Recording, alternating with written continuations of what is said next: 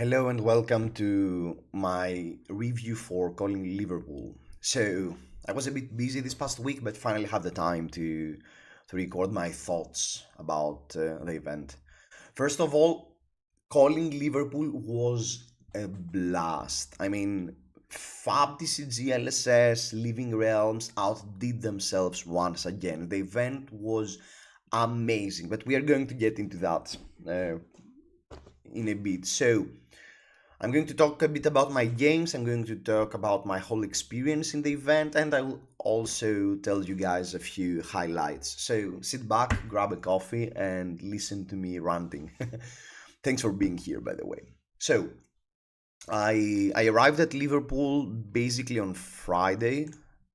I mean, I was there since Thursday night, but I started seeing the city on Friday. So Liverpool was that really pretty port type UK city. I mean, it had all these red bricks everywhere, and all the roads were pretty big, and you were moving around the town and seeing all these similar buildings. It really had that industrial feeling. I don't know. I mean, in Greece, in that type of areas, I mean, we do concerts and stuff, and the whole city was like this. There were a bunch of beautiful graffitis, a really nice, it felt like period type of city. It was really nice to move around. I only had the time on Friday to move a bit across the city. I went to a cathedral and walked pretty fast, and I also visited the Chinatown that was trying to celebrate, I think, the Year of the Dragon.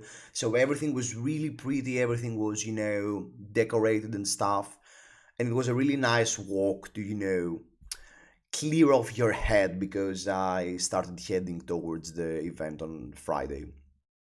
So after I got my chill taste of Liverpool, the venue was once again in an amazing spot. It was on top of the port, and there were a lot of hotels nearby. So I had like a 5 minute walk to get to the venue, which was insane. It's probably one of the best things when you have to wake up so early to go and play. And I went to the venue. It was a pre again. I don't know if that's the thing with the UK in general, but I also felt that in Birmingham, where the venue was great, it was clean, there were a lot of staff to help you around with anything. I mean, again, I don't know if that's a UK thing, but it really gave me a really nice taste about the whole event. So I get to the venue. I had a Fable package that was getting me a participation to the calling event, and basically two more Ravenous Rabble events, which I was going to play one on Friday and one on Saturday. So we also got this amazing Olympia playmat, which I'm probably going to use, but I have to show you something after I get a bit into that. So I I participate in the side event of day one, which was going to be constructed. I had brought with me Bravo, and it was a pretty typical Tunic Bravo list with choke slams, with red debilitates, crippling, CNC, pummels, all all the things you expect from a traditional Tunic Bravo list. So the only different thing I did was I I made the decision for this weekend that I was not going to respect Kana. That will come to bite me later, but that was my decision after I packed my deck from Athens. I decided I'm not going to respect Kano at all during the event. So I only had AB1, I had zero aces, zero stones responses, I don't know, zero other cards that help with the matchup because I was trying a sideboard plan for brutes, basically, Kaya and Levia, with humbles. So the three humbles in my sideboard were in the spots where I would normally run AB3.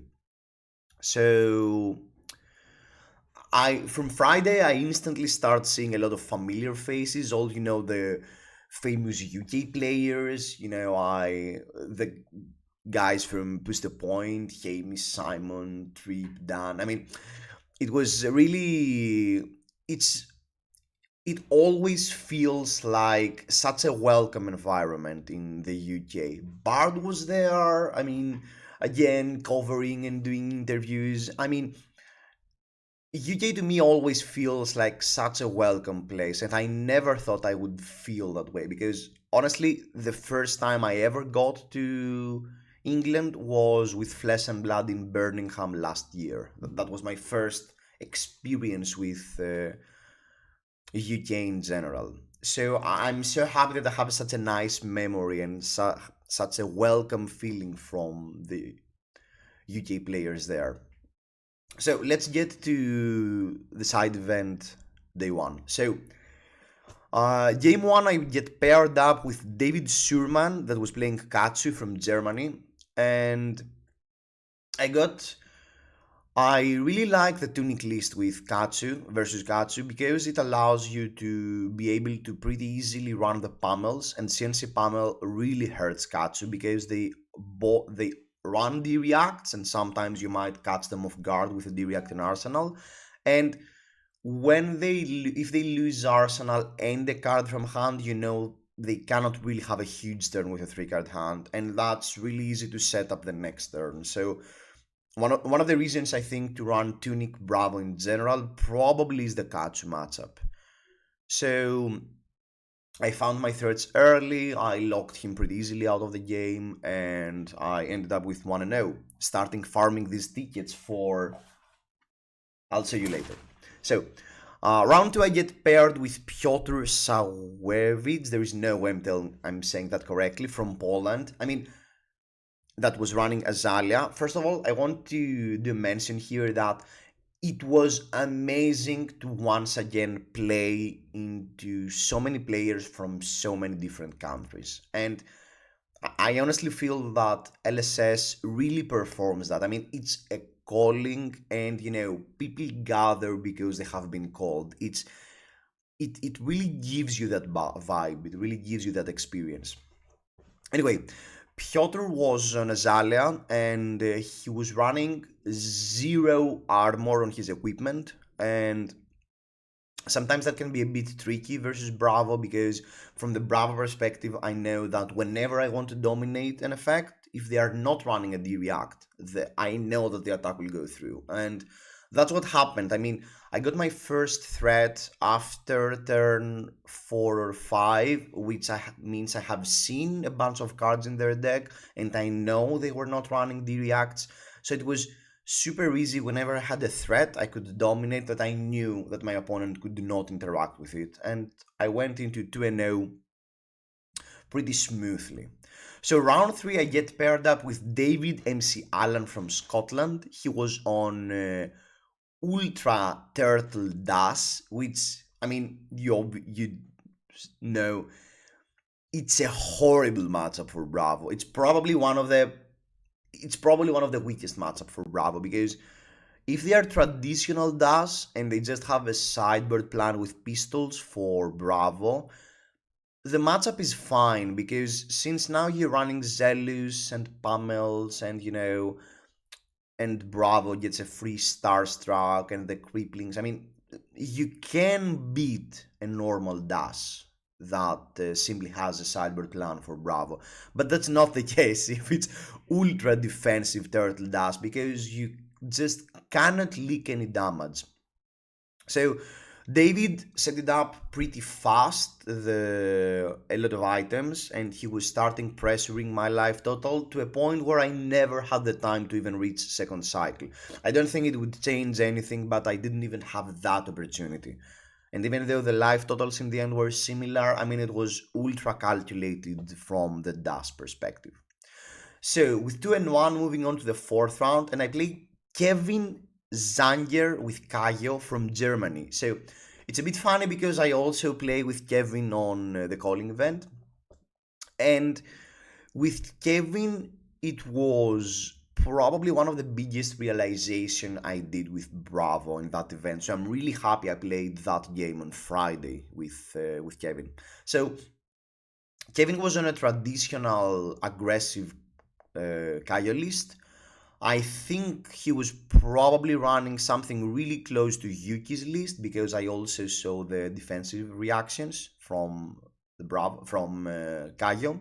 So I played my cards. I mean, he got humbled twice. I played twice, I think a Pummel on a CNC, but trying to race or play a fair game into Kaio just works really weird. I mean, I missed some turns, I was not running hot throughout the game, but I played a lot of humbles where, I mean, I played a two card humble when my opponent had to just block with two cards and just swing back for six or swing back for eight. I mean, and that should be the reason why you love having humbles in your deck. But it did not end up working out, and that was a realization from my side because if it's not working now, if it's not working after I've played three humbles, if it's not working after I even pummeled one of them, when it's going to work. So I if I was going to bring Bravo back in Greece, or if I was going to play Bravo in the Battle Harden, I needed to do some changes because obviously the humble plan is not working great. It should be way better for Levia.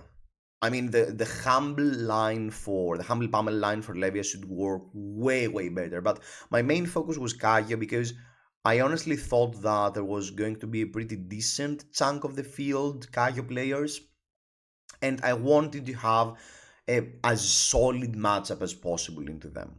So that was my day one. I got a bunch of tickets, which I was really happy with, and okay, I'm going to stop teasing you with also the side event from Saturday, which was sealed, so we are not going to get too much into. I got this amazing.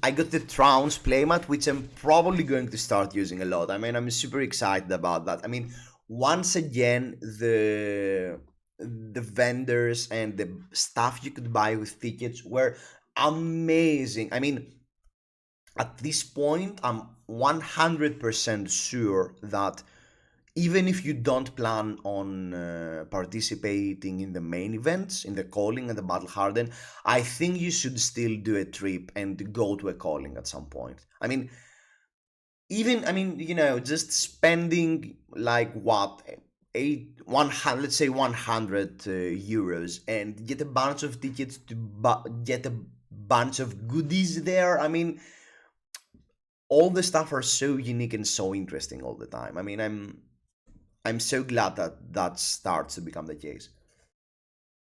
So, anyway, that was with Friday, but that was the pre-show of the main event. That was what Friday was. So, I go back home, I grab dinner with a bunch of friends from Greece, and I head back to the room, get a good early sleep, wake up tomorrow. I had my pens, I had my papers ready, I had my sleeves for for the sealed, and I go into Saturday, I start heading towards the venue, and it's always I think it's pretty much the same with callings. The main event early morning, it's always the same amazing feeling where it's this really nice excitement and this really, I want to go and play, I want to start playing. And when you start moving towards a venue to see, you see a bunch of people walking towards the same goal. And I mean, it's time like this why I realize what an interesting experience participating in this, European or world type of event gives you. I mean, we are a bunch of people from, so many different countries, and we wake up 7 o'clock in the morning, to start heading to a venue to sit and play, a card game for 8 hours straight with no break. And everyone is really excited about that. I mean, that feeling you get, is it probably almost worth the trip. I mean, it's really nice, and again, Liverpool also added to that effect because we were walking on the edge of the port, and the cold air from I don't know, the river was coming and hitting your face and waking you up, and pushing you to go and play. So anyway, I we get into the calling. There are 400 and something players registered. I think we had 200 and something tables. So slightly a bigger event than I was expecting. And again, here I want to shout out the Living Realms that it was probably the second time, if not the first, that the lines in the queue were that small. I mean, honestly, I don't know how they do it. I don't know if it's an LSS thing that they know how to now organize the event, so they give way better directions about how the venue should be and how many people should be at each spot and what each person should know and do. But at first I thought because there was not going to be a huge participation because it was a sealed, but we had 400 people or something, which was a normal calling event. So zero lines, really smooth operation. There was no delays, I mean, throughout the whole event. Anyway, we get to the calling. We sit across a player, we get our opening packs, we sort them out, we check with the player across us if everything's alright, and then we gather all our cards in our pile, give our whole cards with the deck list, with a checklist basically, to the person across us, and we start writing down the cards that they have access to in order to register their pool. And after I'm finished registering my opponents, the player across me pool, I started watching mine, and I was heading to the event. I wanted to play, obviously, probably Warrior. Warrior probably was the hero I wanted to play the most because I love the amount of three blocks that you have access to as Warrior in general, and how many commons are three blocks in Warrior. And there are a lot of tricks, and it's really hard for sometimes for the opponent to play around the attack reactions that warriors have access to. Anyway, I had most of my cards were on Guardian, which was weird, probably one of the worst things. And I could play a Kaio list, but it was significantly weaker than my Guardian card. So I ended up going with Guardian, and I chose Victor over Betsy for a simple reason. I had two cards that waged, and no, I had three cards that waged and two cards that generated gold. And the third card that waged was also pretty weak. I think it was a yellow Big Bop or something like that. So I decided to go with Victor because if I'm only going to activate my hero ability once per game, I prefer it to be a card that will actually impact the game way more than just pay 2 for +1 and overpower. I mean, drawing an extra card was super huge. I had a big bit of a chunky deck as well. I was, I think, on 37 cards. So trying to play a slow grind game and play a big attack every single turn, and once per game, get an extra card and play a slightly bigger attack than I'm supposed to, or put another attack in arsenal and next turn be able to block with 3 cards and still swing for 7. That was my whole thought process about what I was going to do. Looking back now, I don't think that was a mistake. I think if I was in the same position again with pretty much the same pool, I think I would still register Victor, even though it makes sense not to. Why not run just Betsy? I think I still stand by my ground. I think it was the correct decision with the pool I had access to actually run Victor. Anyway, so round one. I play versus Jack Fezer from the UK. He was into Kasai. That was what happened. I mean, his pool was quite weak. He was playing Kasai with zero red draw swords, and I did the thing at some point. I blocked with a test of strength. I drew a card and swing back for 9 or something while have already blocked 7, and I did a steady, that was my game plan, and that was pretty fine. Now, next turn, round 2, I'm on 1-0 currently. I play versus Felix Chris from Germany. He was on Kasai as well, and lovely lad. He kept asking me about how I was doing and stuff. He was on Kasai as well, and after we decided who goes first, he asked me what's my deck size, and I'm like 36 or something because I was cutting a yellow to block for Kasai. And he was like, okay, my deck is 30 cards. Oof. So I think I win the die roll. I go first. I don't have much to set up, but I have a blue big bop which I'm playing, and he discards turn 1 a red agility wind up and a red vigor wind up, and I'm like, okay, what's going on here? So long story short, I'm not sure why he was into Kasai. Probably he didn't have a lot of wager cards and had really few cards that drew cards, but he had an amazing distribution between red and blues. I mean, I think I've seen something like 9 or 10 7 power red attacks, and he also had 2 copies of the reaction that gives +5 and the one yellow +4 if you have already blocked with an attack. And we got into second cycle at some point, and all the reactions and all the pressure at some point killed me. It was a really close game, but I felt like I got dominated a bit by the list.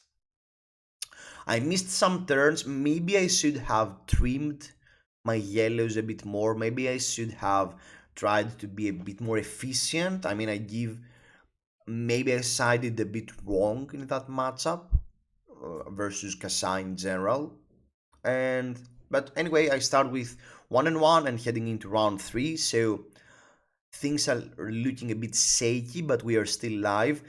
Round 3, I play versus Kevin again from Germany with Kasai this time, and Kevin had a completely different approach, and that, kicked off my balance a bit because he was on a 40 card Kasai deck with just random attacks that was just trying to fatigue me down. And that dance between attacking and blocking sometimes is really punishing for the Guardian, because most of my cards that block 3 are attacks, and I was triggering his sabers, and I was triggering his reactions that create agilities, and he could do these fancy things like, attack with a saber, then 5 go again because I drew a card of popping gold, and then another attack, and we ended up being in a super close fatigue game, but his 40 card deck was enough to fatigue me out. So I started out with 1 and 2, pretty rough. So from there, I played with Mark Warren from the UK. He was into Kasai. I mean, at this point, I'm expecting it a bit that since I am in 1 and 2 position, I should also be playing with players that do not have insane lists since they are 1 and 2. And that's what happened with Mark. I mean, I executed my game plan again. I was trying to play a big attack every single turn to pressure both their deck and life total, try to do a bit of efficient blockings, and that was it, and that was pretty fine with it. So afterwards, I play with Stefanos from Greece. He's a Greek guy that I think lives in London, and I'm so glad to see him every time. But it was pretty funny to actually play him in the calling. So Stefanos, we had that weird interaction with Stefanos where he wanted to be professional and he was speaking to me in English and I was answering in Greek and I was like, mate, how do you want to communicate? And that was pretty funny. But we had a super close game with Stefanos. He was on Kajo and I think he had a bit too many no block cards, or he got them on a weird time because a lot of times all I did was just attack for 7 and he blocked for 4 with 2 non blocks and then just played the red wild ride of pitching another no block card. So I won a lot of trades like that, and at some point I ended up, being in that position where I could both fatigue him and or kill him.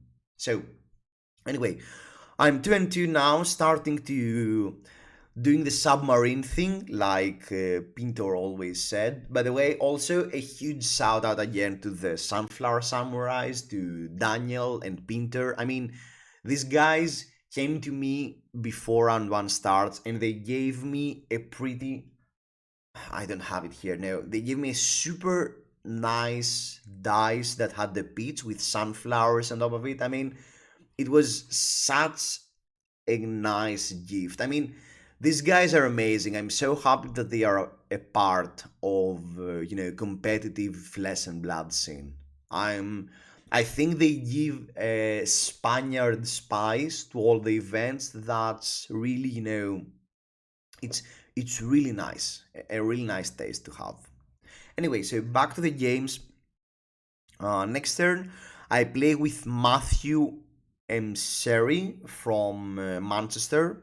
So he was also on Kayo, and he also had pretty much the similar problems. I mean, it was pretty easily for me to block him out, and I realized that my deck was, had a way better matchup into brutes. The way it was built, the way I had cards access, because it was so easy for me to efficiently block every turn and just try to play the biggest attack. And at some point Kayo was struggling with blocking, or if they couldn't set up one of those big turns that Kayo has, like get an agility and play a 7 into a discard, into claw, into another 7, if they couldn't perform something big like that, the small trades every turn were a bit in my favor because I had a lot of 3 blocks, I had a lot of 7 power attacks, I had a lot of 8 power attacks.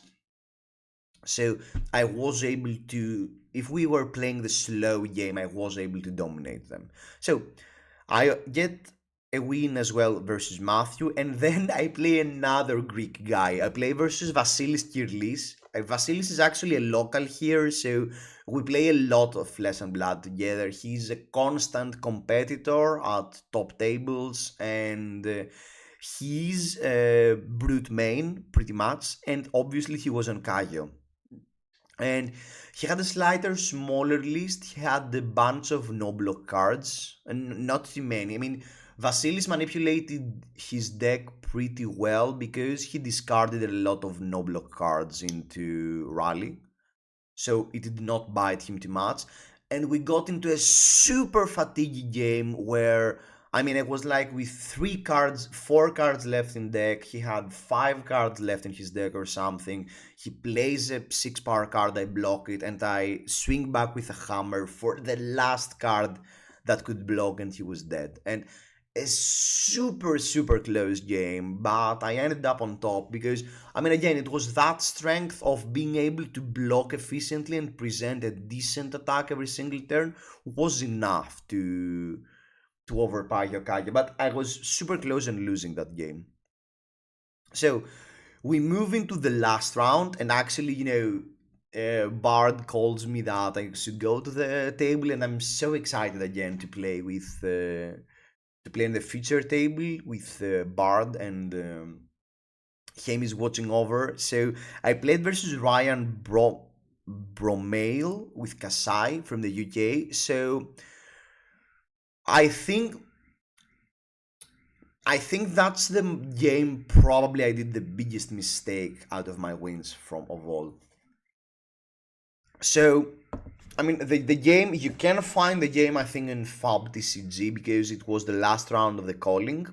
So, There are two things that happened that really kicked off my balance, and I was really close on ending the game, but a bit overthinking sometimes kills us. So, what happened in this game was I get hit by a turn one reaction that gives plus X when defend with an attack. That card dooms me, so I instantly start of something like 15 HP or something like that. We start off 15-20, but my efficient block attack every turn were pretty on point. There was something really annoying happening this game that my deck was slightly bigger than my opponent's, and my block cards, my Test of Strength, and my Majestic block card, not Trounce, the blue one, I don't remember the name now. Anyway, were in the bottom 8 cards of my deck, bottom 6 cards of my deck, something like that. And I never got the value out of them. So when I finally drew my Test of Strength and my Bolster, I think it's called, yeah, my opponent was already reaching second cycle. So there was a key moment while we are both at 2 HP, and he had 8 cards in deck, I had 10 cards in deck and 4 cards in hand. I was pretty ahead on fatigue. So, and I see him pitching again the reaction that gives +4, a yellow one, when you have defended with an attack. So I do a big pause there. The amazing screen capture of me being like this was taken. I mean, I'm so happy that we get another meme again out of me playing in a feature table. So he he pitches the reaction to play a big attack. I think it was a 6 power attack. I think it was a red rally the rear guard. So he was going to get his reaction back to his hand in exactly 3 hands. And I counted my deck. I could. The cards I was going to pitch at my coming turn, I was also going to get them in 3 cards, in 3 hands as well. So I have a decision here. I either pitch my blocks and on the third cycle, basically, when he has the reaction, I can block him twice without triggering the reactions. That means I could potentially fatigue him because I would force him to block 2 more times than required. Or I could simply overblock a bit, play Test of Strength, activate everything, and if Test of Strength hits, to get a gold, and rather than play a yellow concuss for 5, I could play the red towering something for 8 if class hits. The class would hit. I had a blue Wage Vigor. A blue Wage Vigor was on top of my deck, and I mean, I think I remembered that I had a blue Wage Vigor on top of my deck, and I don't think there was any 5 power card left in the Kasai deck. So I make the decision of trying to go ultra safe and go into the third cycle and kill them. The thing I miscalculated on that turn was that they still had access to a yellow reaction, an agile engagement. So what ends up happening is I block for 6, I waste my attack. I pitch my block cards to just play a yellow concuss. They just block with 2 cards, swing with Saber, arsenal a card, and next turn they have a 3 card hand. They block with 2 cards again my attack, and they have a 3 card hand, and they end the game. And that was that was such a feel bad moment in the end, but I should have taken a bit more of my time to actually remember that they still had a yellow agile engagement, because the lesson from that, and I think it's a pretty common mistake, at least I make, that sometimes you should just play your cards. I mean, that's one of those decisions that, I mean, I don't know, it's result oriented a bit, but sometimes you should just play your cards and not overthink. And that overthinking came back to bite me because after this loss with Ryan, I ended up 65th for in the calling. So I was literally one, player below the players that got to day two. Obviously, my score was 5-3. So with 5-3, you're not expected to make the next day either way. So I don't feel too bad about that because in the end of the day, I was still 5-3, and I obviously had some losses pretty early. So I should have won the last game. I should have, played a bit better. But that's always the thing with limited, that you never have too much time to prepare. Always the time you have to prepare is a bit minimum. But anyway, so that concluded the calling day for me, and that concluded the calling event. Either way, so we have another guy that traveled from Greece, Mike Vurnas, made it there to day two, and he actually performed pretty well. So at least I was pretty happy that we have, a Greek player being at least a bit a representative for Greece in day two. Anyway, we head back, we grab something quick to eat, and then I go back to the hotel exhausted, to mess around a bit more. Oh, actually, wait, no. No, no, no, no, no, no, no. Actually, after the calling, there was the second Ravenous Rabble. That was the Rabble that actually gave me the points to get the playmat. And so I played another shield, but it's so funny how more relaxed you are after you finish the major event. I was like, okay, I'm not even looking at my pool. I'm just going to, get Kayo, try to be ultra aggressive and end games as quickly as possible and have a blast. And I ended up doing 3-1 in the side event, and that got me the points to get the big playmat. So anyway, and then we move on to the Battle Harden. So, with Battle Harden, I was still stuck with Bravo. I didn't mind my choice. I was not expecting the amount of Kanos, but we will come to that in a bit. So, I wanted though to remove my Humbleland panels for a bit of a more defensive approach to actually have a pretty good matchup into Kaya. So I was like, okay, since I'm going to test stuff either way, let's test the bit of a more defensive approach that I also expect a lot of Guardian, and I ended up cutting Humbleland panels for sigils and redstone's responses. So way more defensive list now with these cards access to it, but Stone's response is decent in the mirror, and Sigil is great in the mirror. Sigil is, slightly better versus Kano as well. So anyway, that was my decision. The Sunflowers came to the rescue once again, and they gave me 3 Spanish Sigils of Solas because I couldn't find them. And I also got, I think, from a vendor, the 3 Redstones responses from Thirsty Tavern, I think. So, we. I get into the Battle Harden. I had my list already printed out. I crossed out the cards I was removing, write down the new cards, gave the list on round one, and round one, I get paired with Finky Stephard with Boltin. Does this name sound familiar? Of course it is, because actually Finky, that's from UK, managed to get to the finals with Boltin. And honestly, I would love to have this game recorded. I mean, I would love to have this game recorded because, you know, the Bravo Bolton matchup is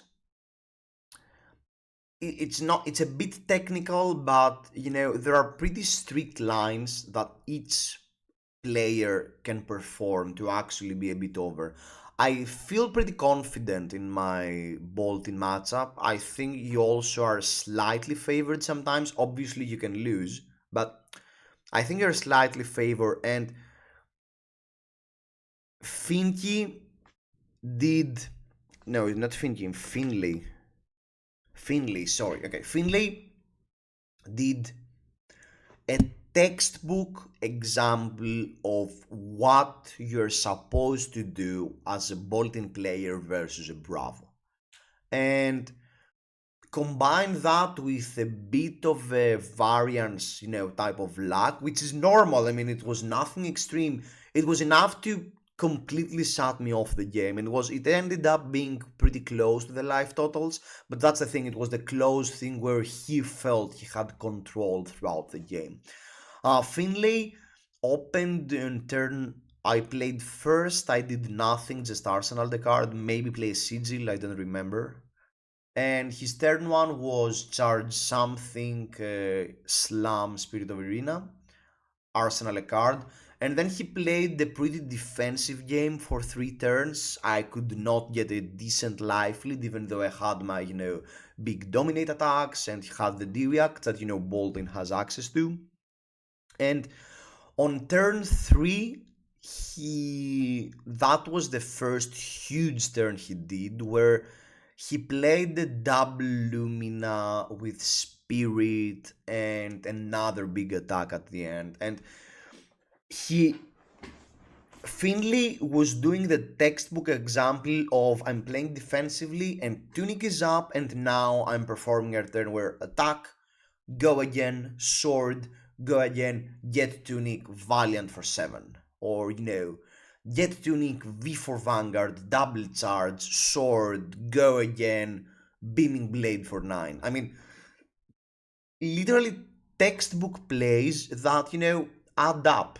Bravo in general is not has okay numbers. Bravo doesn't have great numbers. So if you can do above rate stuff, and Bolton cannot do too above rate stuff, but still, it's you can get pretty dominated. And again, that was the thing I've also discussed, that sometimes Guardian, you want to know your opponents, and in order to side your deck a bit differently, because my Bravo list was the pretty traditional one with Rouse of the Ancients and Tear Asunder and Unmovable, and that's the only non-attack cards I have that I want to block with. So, whenever Bolton charged, his effect was almost always active, and that +1 damage on every single attack sometimes ramps up a lot.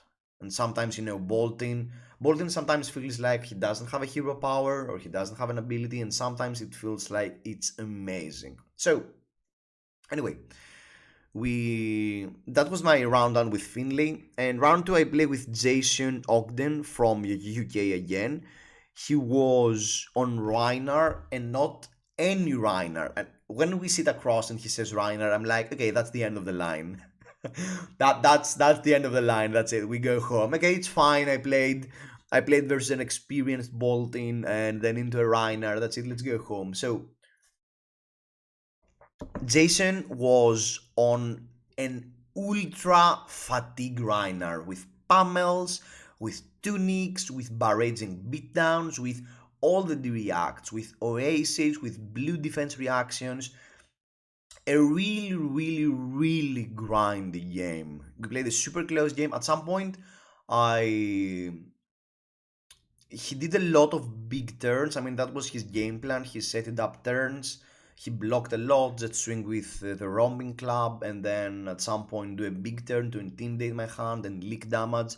And we played a pretty important turn where I always try to have a D-React in Arsenal, and at some point he intimidated me a lot, but I was left with a card and blocked with also a D-React from Arsenal and preventing the barragings. And that was, a pivoting moment to actually help me push through the game. But amazing guy, really glad I played him. So, round three, my fatigue dreams are not over yet though. So, round three, I get paired with Vulp Razvan from Romania. He was on Kayo, and I was really happy about this game because I got to try out the sideboard plan I wanted. So I added the sigils, I added the staunch responses, I added the red unmovables I was already running, and the game was pretty much smooth, crystal clear. I never got flooded with the reacts. I mean, and even when I got, it was fine. I could play them, and it was really hard for him to leak damage. He was discarding a lot of cards in his deck, and when he started realize that the game is probably going to fatigue, I already had a few threats set it up and I started slamming back. So, I mean, the most interesting point about this matchup was that at turn 4, he was a bit unlucky that he discarded Cast Bones from a random discard, but at turn 4, he already had. There were 2 Blood Rushes and 2 Cast Bones in his graveyard, and I was on 32 HP with almost all of my gear up. I mean, I had a huge life lead that game. So I get a win versus Razvan, and we move on to round 4, and that's where the shenanigans begin. So round 4, currently 2-1, I get paired with Bog Raphael. So that was running Kano. And I'm like, again, okay, that's it. I think I haven't write that down, but I think Raphael was from Denmark. So I sit across them and I'm like, okay, that's the end of the line. It's fine. You know, it's a battle hardened. You cannot afford to get any losses if you want to get into top 8, but it's fine. So we sit across, we sideboard, and I reveal to him after we sideboard. I think I get the first turn. I was pretty lucky again there. And I revealed to him 1 AB, and he was like, 1 AB, huh? So, long story short, he was into a bit of a more defensive mindset than what you're supposed to have when you see 1 AB from Bravo. And at some point, I'm pitching my hand for a crippling, and he goes, okay, I'm pitching a blue to try and go off, and he pops a sink below of the top. So he cannot move any further, so he's forced to take damage and block, and he cannot deal any damage back, and he gets stuck. And next turn, I had another threat in Arsenal that I played that again, and he couldn't go off, and he died because I was pretty high on life total. I was at 34, I think, or something, and he was dead. He couldn't pull off 34 damage, and he lost the game. And after we finished, he told me my last round opponent was playing an ultra fatigue Bravo with 4 AB and Oasis and everything, and I was so prepared to play that matchup, and suddenly you were on AB1 and I had to rush you, and I was like, oh, I don't know what I'm doing, which was pretty funny. I was not expecting that to happen to the Bravo game, but you know, sometimes just like you don't know what the opponent is playing or how the opponent wants to approach the matchup, the same works, you know, for you as well. So next round I play with Christian Steven from North UK. So he was on Katsu, but again, not any Katsu. I don't know if I have a magnet or something. I mean, probably people, I mean, I don't know. You know, LSS or the Gem ID sees me and it's like, oh, you are the old him guy. Haha. You're the old team guy. You're just going to be playing fatigue games all day long. So I was playing the ultra fatigue Katsu with Fate for Sin, Sing Below, Flick Flag, Oasis, Reinforce the Line, Blue Defense Reactions. I mean, this guy had everything, and he was just running. All of his cards were 3 blocks, and he was also the only 2 block I think he was running was Razor and the main combo line cards.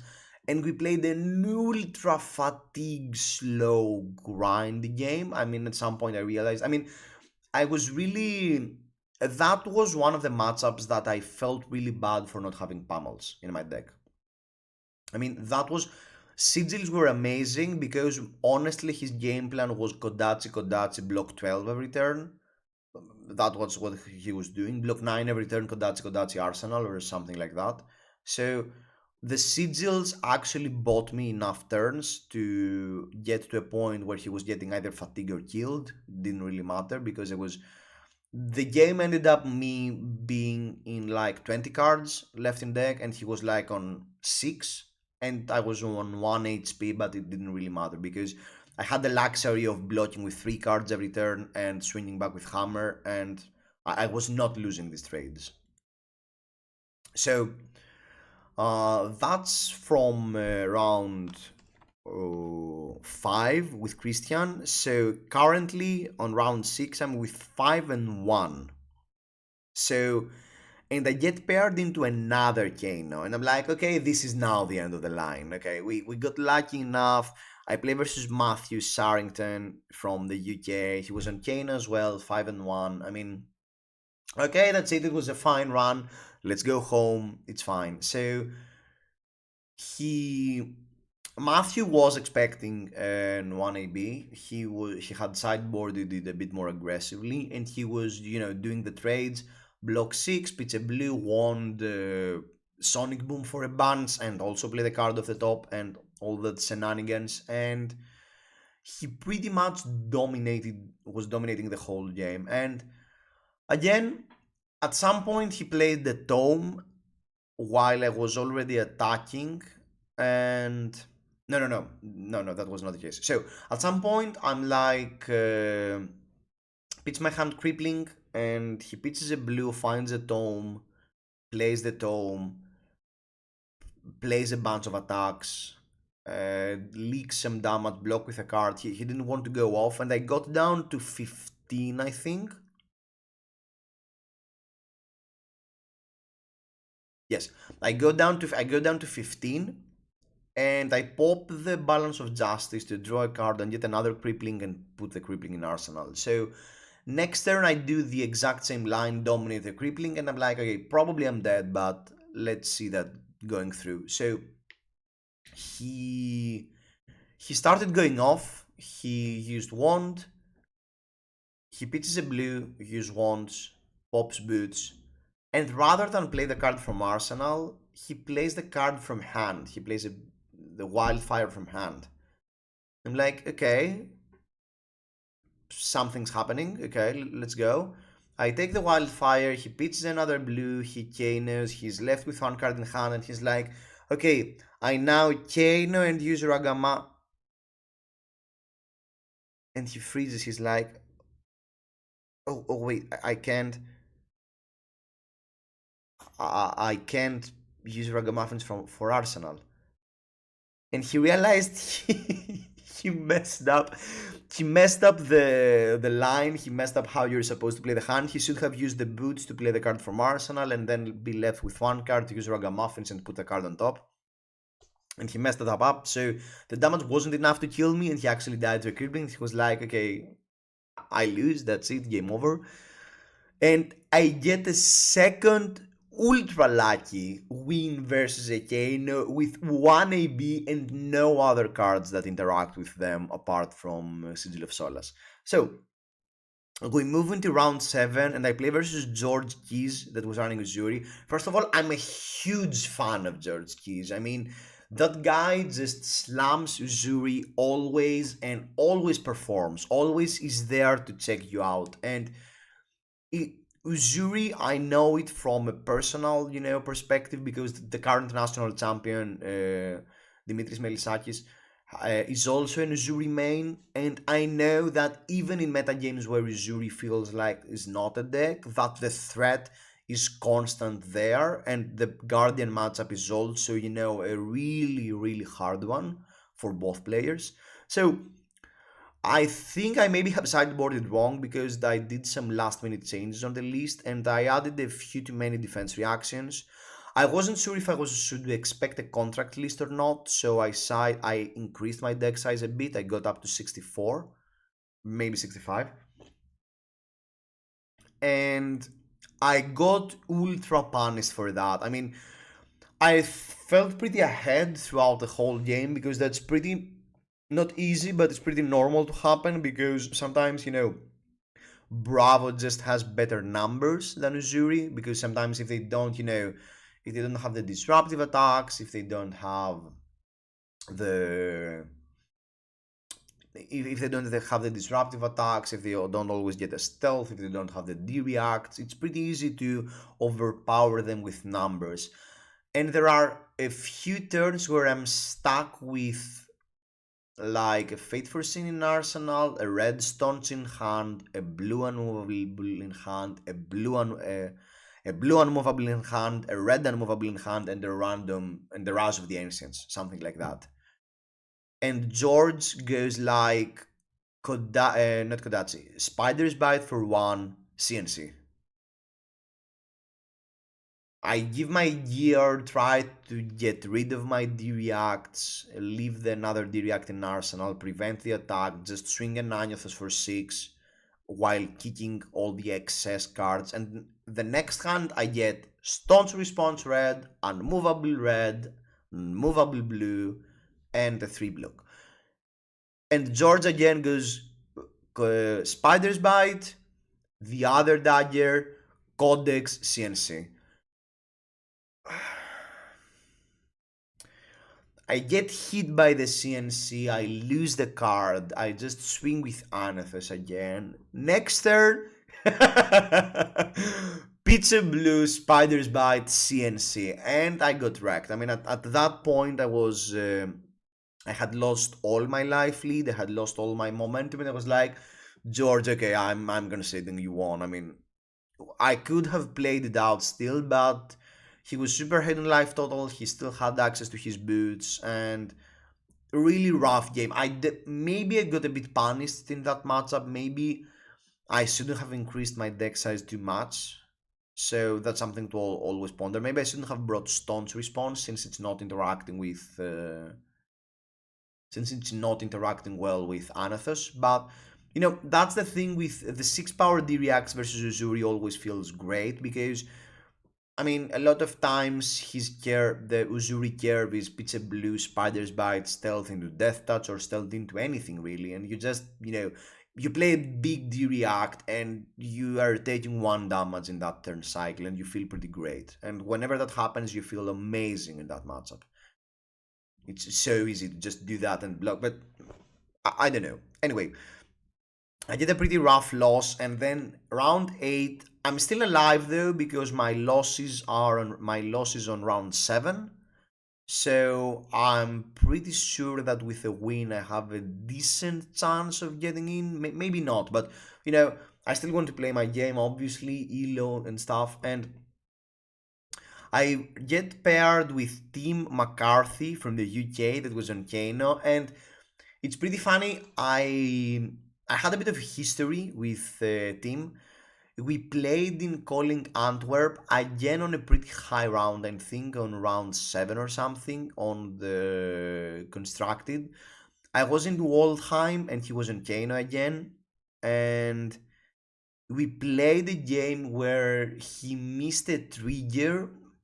He missed a pretty important trigger. I don't know if that would change the outcome of the game, but it was funny because I was kept saying this story that, okay, sometimes it can happen. So what happened in Antwerp was I was on Oldheim, I pitched for Crown of Seeds. He responded to the Crown of Seeds by going off, and he missed the trigger with Lesson and Lava, so he never fetched for Blazing Ether.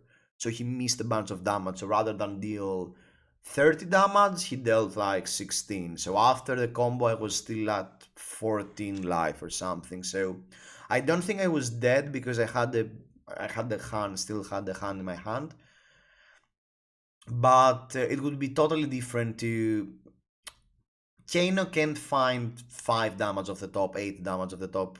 It's really hard, especially versus a deck that can prevent 2 or 3 damage, to find 14 damage off the top. So I got a win there. Anyway, but here, team is like, okay, Yorgos, I'm not going to miss my triggers this time. And team is a pretty experienced Kano player, and he actually knew again how to play the matchup. He was pretty aggressive. He was keeping 2 card hands to punish my low AB, and at some point, the turn I did the normal trick of crippling dominate, try to kill you. He was like, he played, blazing into lesson, ether. I mean, he killed me for three times over, and I ended up with a third loss pretty much out of the battle harden. Um, so that was my run. I mean, I I can't say I feel disappointed in my run. I mean, I think I got a bit too unlucky with the constructed aspect, meaning that I played too many Kanas and I was not prepared for that. Maybe that was a wrong decision, but I don't feel too bad about that because at the end of the day, the Kanas were not a huge part of the meta game, and honestly, it was my only really bad matchup. The game with George, I think I could have navigated that game a bit differently to have a better chance of winning that game. But, sometimes versus experienced players versus players with a lot of reps, sometimes you can get varianced out, and that's normal. That can happen. So I don't feel too bad about that. Regarding the calling aspect of the game, I I could have prepared more. I mean, it was pretty unfortunate that none other player from Fab Chaos wanted to do the travel, so I was a bit, alone on testing and stuff, and we drafted a bit, but I think if I had played like 10 more seals, maybe I could have some insight that could potentially mean I would have won some of my games that I lost. I don't know because you know, with 10 seals moving into a calling, I mean, and 8 drafts or something. I mean, there were some players that I heard that did like, way more. So I don't mind that too much. I mean, and also, I mean, the whole calling experience is great. I mean, again, I want to do a huge shout out to Push the Point. I want to do a huge shout out to Bard. I mean, both of these crews, I mean, always make me feel they make me want to actually visit England. They make me want to. There is no way there is an event in the UK and I'm not going there simply because I will meet these nice people and have this nice warm environment. And overall, the event was a blast. I mean, there was the cosplay competition, the games, everything was crystal smooth. The judges were on point. I mean, I can't get enough of it. I mean, I'm so happy that I still get to do these trips and go to the callings. I mean, I really hope I never stop doing that because it's such an amazing experience to be in that sport. I mean, there are so many. There are probably a lot of people I'm forgetting, and sorry about that. I mean, I'm so happy about all the people that came to say hi to me.